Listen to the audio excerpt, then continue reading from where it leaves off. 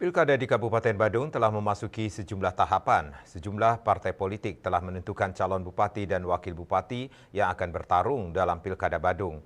Namun, dapat dipastikan maksimal hanya akan ada 2 calon yang akan bertarung yang berpotensi meningkatkan gesekan politik. Untuk mengantisipasi hal ini, Komisi Pemilihan Umum Kabupaten Badung telah menyiapkan strategi pendekatan personal guna meminimalisir potensi gesekan.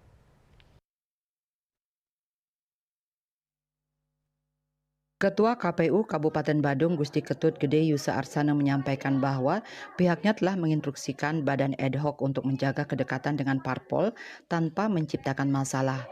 Pilkada diharapkan berjalan lancar karena adanya regulasi yang mengatur proses tersebut. Sepanjang penyelenggara pilkada mengikuti regulasi yang ada, pihaknya yakin pilkada berjalan aman. Yusa Arsana juga menekankan pentingnya perlakuan yang sama dari tim ad hoc kepada semua peserta sehingga KPU dapat bertindak netral. KPU harus berada di posisi tengah. KPU Badung menargetkan partisipasi pemilih mencapai 90% melihat dari capaian Pileg 2019 yang tembus 82,54%.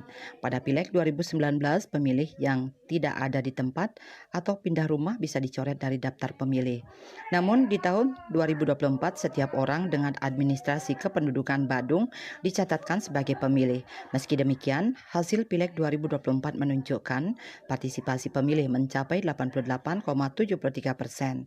Peningkatan antusiasme masyarakat ini menjadi dasar optimisme KPU dalam Pilkada 2024. Bali Post melaporkan.